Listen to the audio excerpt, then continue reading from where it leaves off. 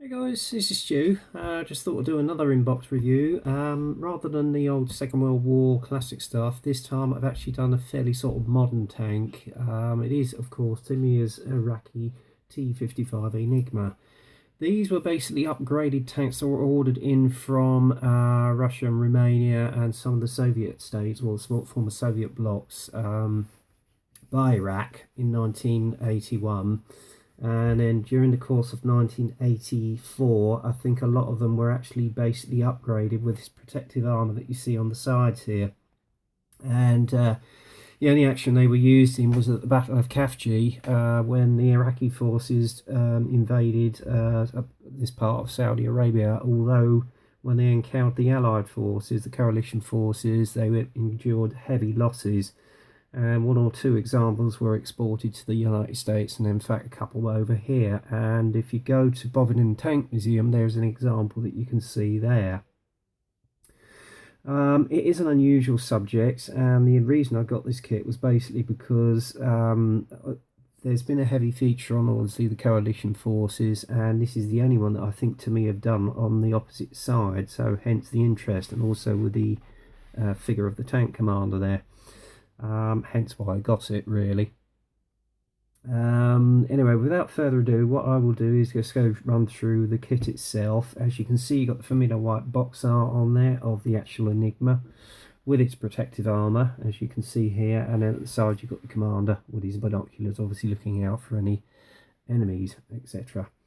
The kit number, if you want to get hold of one of these, is 353244600, and if you want to freeze that, just to make a note of the kit number, if in case you want to get hold of one, by all means do so.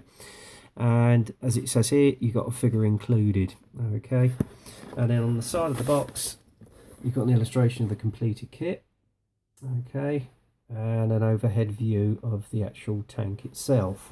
Okay, and then on the opposite side of the books you've got other views of the actual tank in its familiar sand scheme. Okay, so that's a good point of reference for when you're actually painting it and weathering it. Right, let's have a look and see what's inside. And first off, as is normal with me, I will run through the instruction sheet with you. Again, like my last review, this kit has got a picture of the actual made-up kit itself, which looks really good. Down here again, you've got all your colour call-outs, and then obviously you've got the advertisement for all their tools. Okay. First off, as is normal with armour, you build up all the running gear with the sprocket and the idler wheel, as you can see here, and then the main wheels. Then you assemble all the actual lower hull with the front and rear plates and the active suspension, which you can see there. And then they suggest obviously to put the wheels in. Again, with us normal armour modelers, to make life a lot easier, we tend to leave these on and put these on until the very last stage of the build. Step 3 is adding the actual cradles to carry the refueling tank on the back there on the rear plate. Then you're adding sidle armour plates onto the upper hull, which you can see here, and then add the grille, which you actually cut from some mesh for the engine grille. And then obviously you've got the familiar way of mounting the tracks together. Now, just to let you know, I've actually ordered some through tracks for this, just to give it that weighted effect. Okay. Next stage is, well, that's quite quick, is to add the engine bay to the upper hull, and then basically assemble that to the lower hull. And then obviously you put all the ammunition packs together, and then obviously the reactive armour, which you can see here. Add all the ammunition boxes to the front of the hull, or is it the rear? No, I think it's the front. Yeah, sorry, it's the front. I'm having a moment, guys, bear with me. Again, putting another ammunition pack onto there, along with the reactive armour on the sides, as you can see here. Okay. And if I look, oh yeah, one thing I did miss is the assembly of the actual front headlamp, which you can see there. Okay. Next stage, again you've got to put the mesh onto the engine grills, which you see there. Another ammunition pack. Add the engine grills to the back of the actual hull, along with the exhausts, which you can see here, which is familiar with any old former Russian tank.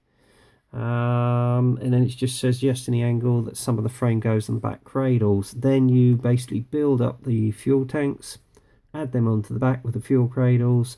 There's your engine blocks as well.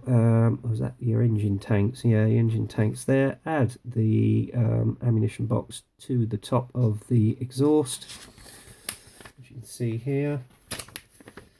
And next thing is to assemble the turret and the barrel. Again, it's a two-piece barrel. I don't like them, to be honest with you, because you've got this horrible seam line down there.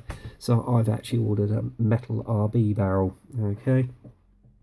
And then you put the front mandler onto the two sides of the turret. And the nice feature I like about this is you've got the fabric effect with the muzzle rate there, okay? And then on the back you've got the grab handles, which are applied to the back of the turret. Again, another ammunition pack there. I think this thing was absolutely full of ammunition packs. And, or is it the rear armour? Oh, yeah, it's the rear armour. And, oh no, it's showing you how to assemble the rear reactive armour for the back of the turret.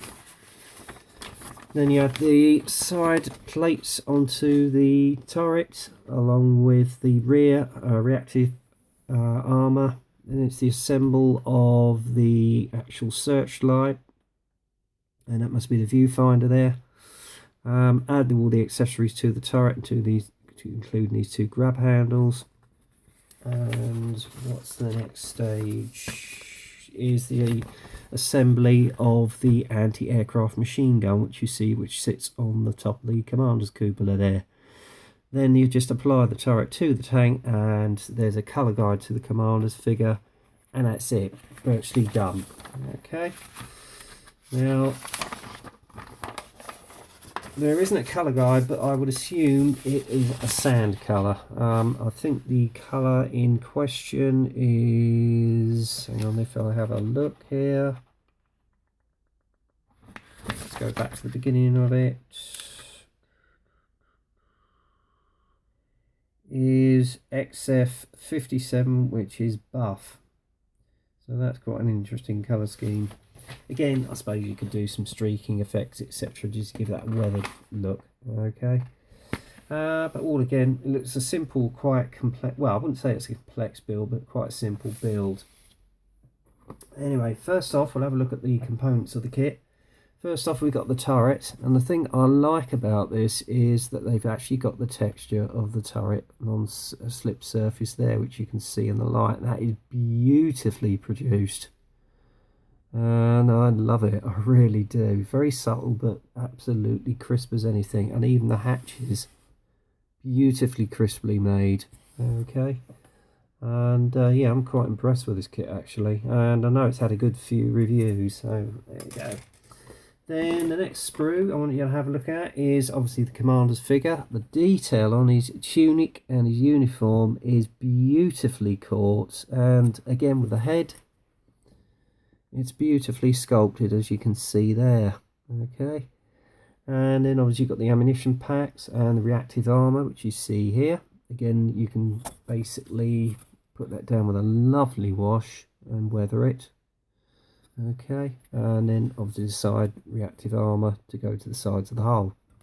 Okay, and this is the feature I do like, is the actual cover for the actual muzzle. It's beautifully caught, it really is well done, and the details on some of the accessories here, and even with the turret, I mean the dust cover or whatever it is, you've got the logs here which go on the side. It's beautifully made, and the machine gun, look at the level of detail on that, beautifully engineered, absolutely superb, it really is. I'm quite impressed with this kit, I really am. I've not even made it yet.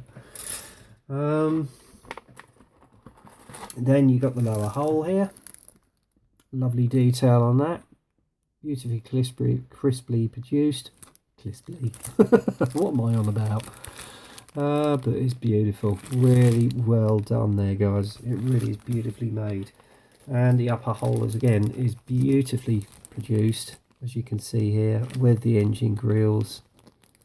Absolutely super. It really is wonderfully molded, and even the front guards, you know, with the mud flaps, beautifully done. And then you've got the running gear and some of the suspension on here. Again, very crisply made, beautifully outlined. Admittedly, you could probably go along that with a little mini drill just to give it that worn effect on the tyres. And even the tanks are absolutely crisp as a daisy. They really are. And then you've got the sprockets on the back here. And there's your suspension. And yeah, very nicely done, guys, I really have to say.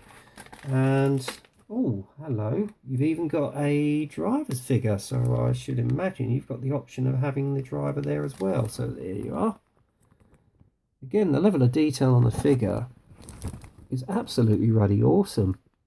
It really is. I really am pleased with this. And then obviously you've got the engine tanks there, go on the rear of the vehicle. And some of the hatches, really beautifully produced. Absolutely awesome. I really love this kit. I think to be honest with you, I'm tempted to start it now, but the trouble is I've got about 3 other builds on the go at the moment. But guys, you really have got to get this kit. It's one of, it looks as though it's one of Tamiya's best retools at the moment. And then obviously last sprue is all the reactive arm that goes around the turret. Nicely done again. And then you got the rear frame for the reactive armour, which you can see here. I love the way they've got the effect with the rivets on there. Again, it looks quite a simple build. And then on the back here, the component of the searchlight, which you can see here. Very nicely done, guys, I have to say. But the only thing I am disappointed with is you've got these horrible rubber tracks. Although the detail on them, considering the scale of it, is very well caught, I have to say. The only thing is there is no decals with this, because obviously it was just a plain painted vehicle. So if there was, I might have to do some research. But that in a nutshell, guys, is the Iraqi T55 Enigma. Unusual subject, I have to say. But all the same, it looks a very pleasing kit. And on here, which is a little one through of the history of the vehicle, you've got some information.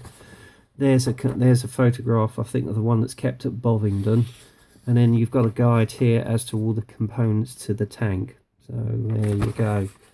But yeah, very impressed with this kit, guys. I really am. It's one of Tamiya's better ones, and to be honest with you, I'm glad I got it in my stash as part of my modern armour. So if you get a chance, definitely go out and get one of these, guys. It's a little gem of a kit. Anyway, that's it for now, guys. Hope you enjoyed the review. If you did, subscribe and certainly leave your comments. This is probably going to be the last review I do before I go to Telford. So if any of you guys are going up there, maybe I'll see you. If I don't, have a fantastic day. I know I'm looking forward to it, and I certainly will. And in the meantime, get kit crazy, happy modelling, and I'll speak to you soon.